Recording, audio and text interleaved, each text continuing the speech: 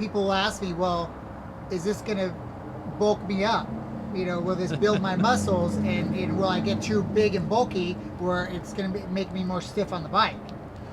Well, first of all, the only way to gain size or get big and bulky is to eat more than you're expending. You don't just exercise and all of a sudden you get bigger. While you're exercising, there's a thing called hypertrophy, and then blood pools in the area, so it makes it appear as if your muscles are bigger. But an hour to an hour and a half later, they look like they did normally. Okay, and if you do that over and over and over, well, eventually the blood begins to pool there, and you have the appearance of being larger. Or that exercise stimulates you to eat more, and you do get larger. With this, we're working neurologically, not physiologically.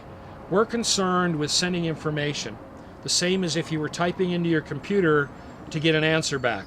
Like, I want to know, how did James do at Chuckwalla this past weekend? Well, if I type in the right information, it tells me through my laps, because I keep track of you when you're down there, what you ran every lap, what place you came in, the speed, and all those things. This is just like that. It's just neurological information. Can you get big on there? Well, of course you can. But it's different than the protocols that we're using to prepare you to race. So no, you won't get bulky. You'll feel oily, lubricated, like you can move more easily. Wouldn't you agree that, you said, when I first get back on the bike normally after a month, I'm stiff, I have to learn how to move again. With this, you can prepare yourself to be that right away, so you can go out there and ride at the fast speeds. Right. Because riding at slow speed really doesn't prepare you to be out there with 24 other people at 200 miles an hour. Sure. It's very different. I would imagine, I don't go that fast, James, but I would imagine that things go by you at a rate that can create panic and anxiety. Definitely. Let me give you an example of what happened. We had a rider on there, and you know this rider, and they were going into, I'm not sure if they were going, I think it's counterclockwise at Chuckwalla. So turn one kind of goes, makes right. the desert is out here. Little kink. Yeah, little right. kink, and then you go around a turn and go back onto a short straight. Actually, there's a little kink over there too, isn't there? Exactly. Yeah. Okay.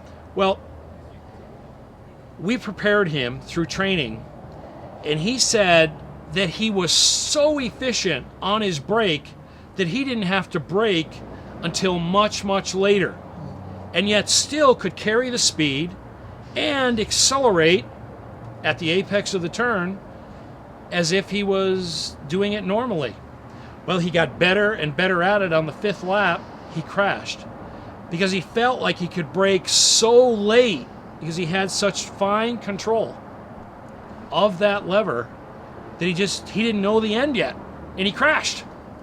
Well, now he knew the end. Every lap after that, he was setting personal records.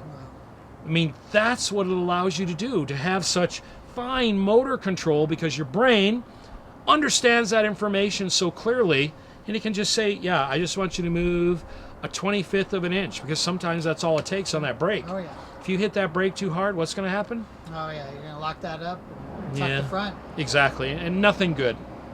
And yet, we all know you want to set yourself up to exit fast.